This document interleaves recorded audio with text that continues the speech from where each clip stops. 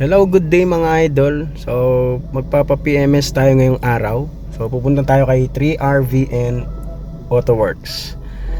So, ito, papa-change oil, cleaning throttle body, cleaning spark plug, tapos scan na din para ma-check yung mga na sasakyan natin.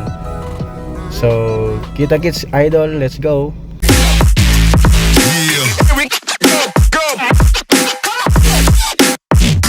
So yung mga idol, nandito na nga tayo kay 3RVN Autoworks. Located lang siya guys dito sa may Florida Residence, sa may Sagin, San Fernando, Pampanga. So yan guys, kung makikita nyo, tinatanggalan na siya ng langis. Ayan, yung mismong may-ari, yung nagkalaga. So yan guys, kung makikita nyo, tinatanggalan na siya ng langis.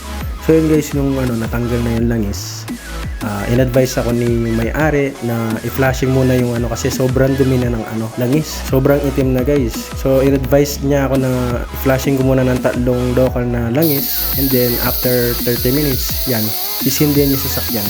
So yan, nakikita niya, pinapahanginan muna para lumabas yung mga natirang langis. So ito, nilalagay na yung langis, yung local. 3 to, 3 liters. Advice sa akin ni 3.5 sana, pero okay na daw yung 3 liters lang. So ito na nga guys, in-start na yung sasakyan para daw mag-circulate yung langis.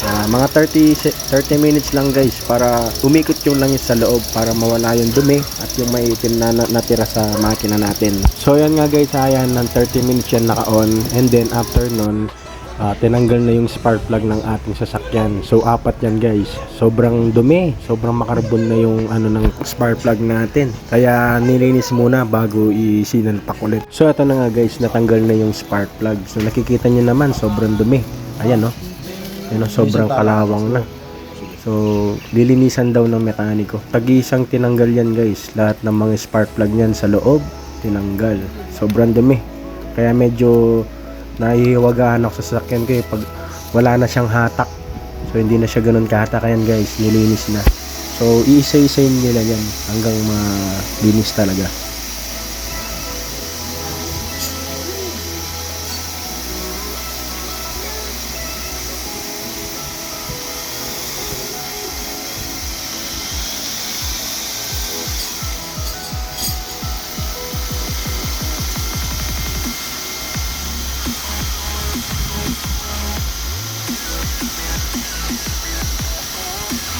So after malinis ng mga spark plug guys, tatanggalin na yung natin, yung throttle body.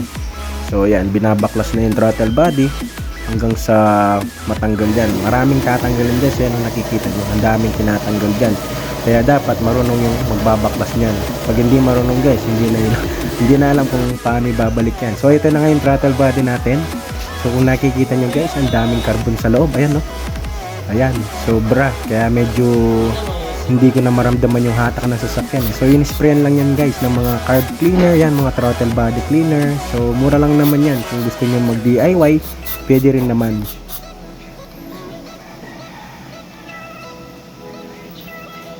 So yun guys, pagkatapos nga may sprayan yan ng carb cleaner, pupunasan yan ng tissue or ito yung basahan. So syempre after nilang malinisan yan, ibabalik na sa dating posisyon. So ayan, binabalik na guys. So yun nga, after ilan oras, natapos din guys. So sa mga gusto magpagawa, i-check na lang yung unang videos. Maraming salamat po.